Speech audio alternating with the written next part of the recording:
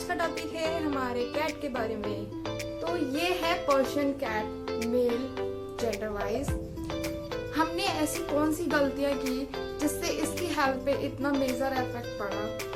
Consult नहीं किया किसी भी डॉक्टर से इसे खरीदने के बाद, और जहां से हमने खरीदा था उन लोगों ने भी इसको कभी डॉक्टर से चेकअप नहीं कराया था। उन लोगों ने हमें ये 45 डेज का बता के दिया था, पर ये एक्चुअल में 45 डेज का नहीं था। 30 डेज की लमसम इसकी एज रही होगी।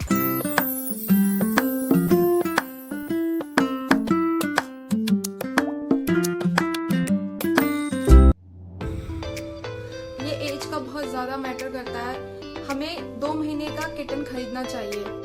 2 महीने तक किटन अपनी मदर की फीडिंग करते हैं, वही उनके लिए सबसे बेस्ट होता है, क्योंकि इम्यूनिटी डेवलप हो रही होती है, ऑर्गन्स के डेवलपमेंट में वही मिल्क इनको बहुत ज़्यादा फायदा दे रहा होता है। अगर हम इनको घर ले आते हैं तो मदर से इनका डिटैचमेंट हो जाता है और वो फीड नहीं करा पाती हैं, तो उसके बाद जो हम खाना पीना देते हैं वो इनको पचता नहीं है ढंग से।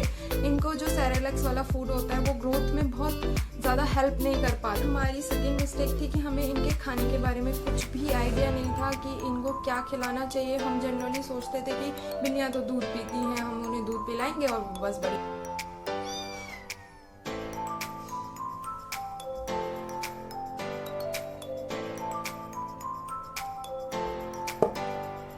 हो जाएंगी।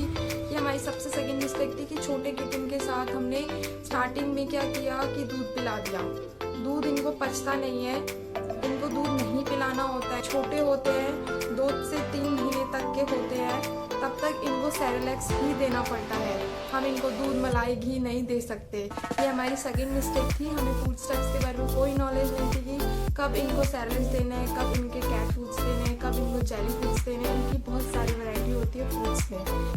फूड में और भी चीज़ें होती हैं, जैसे कि इनके किटन के अलग होते हैं, अडल्ट के अलग होते हैं। एज ग्रुप के हिसाब से हमें फूड खरीदना होता है, और इनके वेट के ऊपर होता है इनका फूड का क्वांटिटी, कि इनका 500 ग्राम वेट है या 1 किलो है या 2 किलो, उसके अकॉर्डिंग इनको खाना देना होता है। थर्ड मिस्टेक भी मेरी बहुत ज़्यादा ही मेजर मिस्टेक थी। मुझे इनके बाथिंग क्लीनिंग के बारे में कोई भी आइडिया नहीं था। कब इनको नहलाना होता है, कब इनको क्लीन करना होता है और कैसे करना होता है, और क्या पार्ट इनका सबसे ज़्यादा क्लीन करना चाहिए। मेरी मिस्टेक में ये रहा कि मुझे नहीं पता था नहलाना कब है, और उस टाइम थोड़े जाती हुई सर्दियों का मौसम था और 3 दिन नहला दिया। बहुत ही ज़्यादा बड़ी मिस्टेक थी।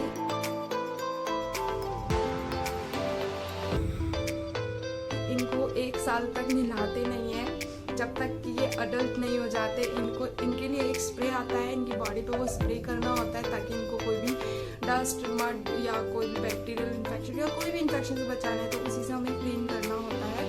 और उस स्प्रे को डाल के और बस कपड़े से वाइप करना होता है।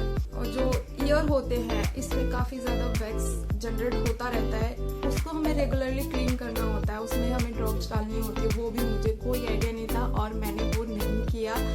उसकी वजह से इसके सारे हेयर लॉस हो गए थे। ये बहुत क्यूट आया था जब छोटा सा आया था हमारे पास।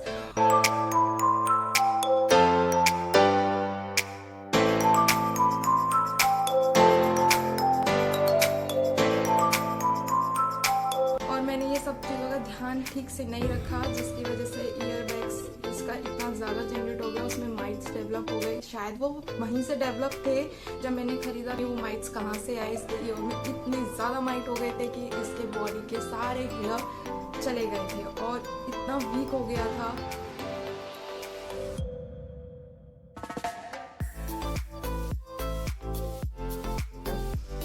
ईयर, आईज, नोज इनके हमेशा क्लीन, और एनएस पार्ट भी इनका अच्छे से क्लीन होना चाहिए, क्योंकि अगर ये पॉटी करके आए हैं और वहाँ पे गंदगी रह गई है तो वहाँ से इनको कोई भी इन्फेक्शन अंदर जा सकता है। नेक्स्ट मिस्टेक के बारे में मैं ये बताऊंगी, मेडिसिन के बारे में भी पता होना चाहिए जो जनरली हम घर में रखें। इसके 2-3 बार बीमार होने और खूब सारा खर्चा करने के बाद मुझे ये सारी नॉलेज हो चुकी है कि कौन सी मेडिसिन कब देनी है, कैसे देनी है, कितनी देनी है। ये सब अब मैं तो सीख चुकी हूँ, पर आप लोग इसका अच्छे से ध्यान रखें कि आपको जब किटन खरीदना है तो उससे पहले क्या क्या नॉलेज गैदर करनी है। तो इनकी कुछ इमरजेंसी मेडिसिन होती है, जैसे कि अगर इन्हें लूज मोशन हो जाते हैं तो उन्हें क्या देना है, कितनी क्वांटिटी में देना है, वॉमिटिंग के टाइम पर क्या देना है। फिर मैंने ये भी समझ लिया कि खाने में उनको सिर्फ सेरेलैक से कुछ नहीं मिलने वाला, उनको और भी चीज़ों की ज़रूरत होती है जिनसे उनकी हेल्थ बढ़े, जैसे कि ओमेगा 3, ओमेगा 6, मल्टीविटामिन भी इस स्टेज में बहुत ज़्यादा स्पीड में ग्रोथ हो रही होती है। इनके हेयर्स के लिए भी अलग से कई सारी चीज़ें आती हैं मार्केट में जिनसे इनकी हेयर ग्रोथ बहुत अच्छी होती है, सॉफ्ट होते हैं। तो गाइस ये थोड़ा स्लीपी मोड में है, ये अभी सो रहा था तो मैंने इसको उठा दिया है और ये अभी भी स्लीपी ही मोड में है। अब ये 4 मंथ का होने वाला है, काफी अच्छी ग्रोथ हो रही है, देख सकते हैं आप। इसके बाल भी काफी आ चुके हैं, पहले इसके बाल बिल्कुल जा चुके थे और बिल्कुल स्किन दिखने लग गई थी इसकी। और ये इसकी कॉस्ट के हिसाब से लोग हमारा मजाक उड़ाने लगे थे कि आपकी इतनी महंगी बिल्ली कितने से की दिखने लग गई है, आपने क्या कर दिया।